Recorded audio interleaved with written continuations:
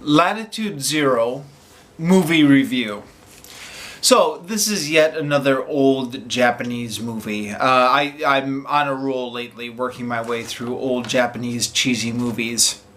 This one's an interesting one, and you can look this up on Wikipedia, and Wikipedia might do a better job of summarizing the history behind this movie than I would. It is based on an old 1941 radio play by Ted Scherdemann, according to Wikipedia. Ted Scherdemann also wrote Them, which was the 1950 movie about the giant radioactive ants, which I actually saw way back when I was an adolescent. It was rerun on cable. I've got a soft spot for old cheesy films.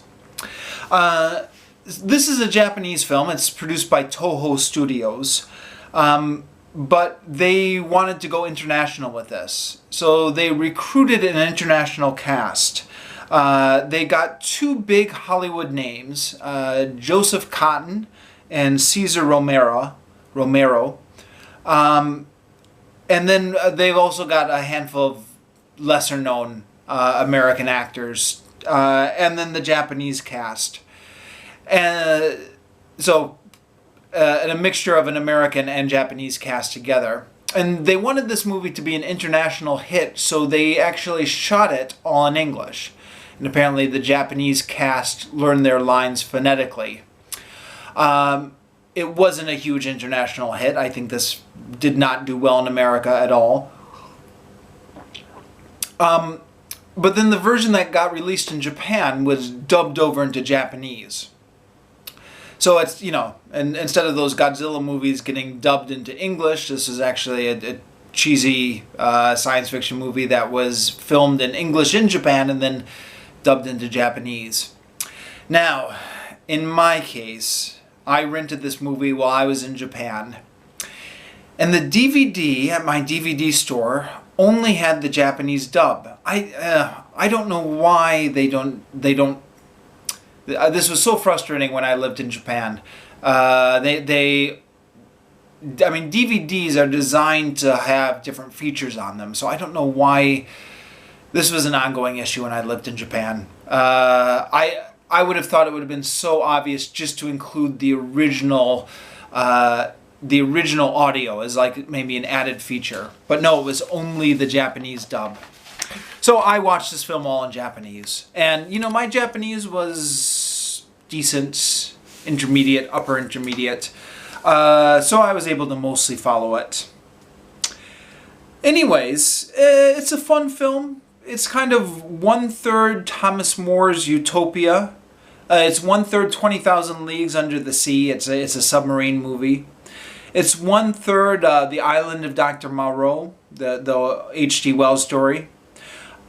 Parts of it also feel like Star Trek, particularly the submarine battles, and the sets look a little bit like what the Star Trek sets used to look like.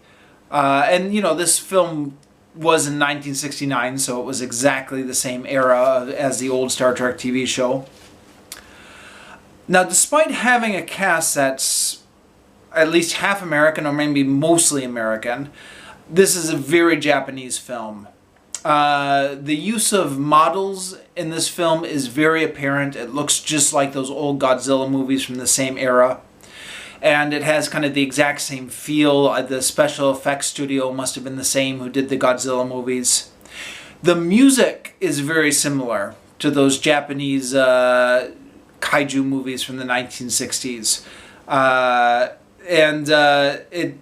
It actually sounds very similar to the Godzilla music, the music right when Godzilla is getting out of the water. Something very similar is used here in this. And yeah, the special effects are not great. I know it's cliche when complaining about a B science fiction movie to say you could see the strings holding up the ships. But at the risk of being cliche, you could totally see the strings holding stuff up in this movie. So it's got the classic bad B-movie cliche. On the other hand, you know, it's easy for me to sit back and criticize, especially in this day of CGI. I guess it is impressive that they were able to pull off what they did, working with the technology they had in 1969, and also working with what I'm assuming was a very limited budget. You know, fair play to them. They were able to make a movie that, sure, you can see some of the strings, but all in all, it's impressive that they made such good use of the resources they had.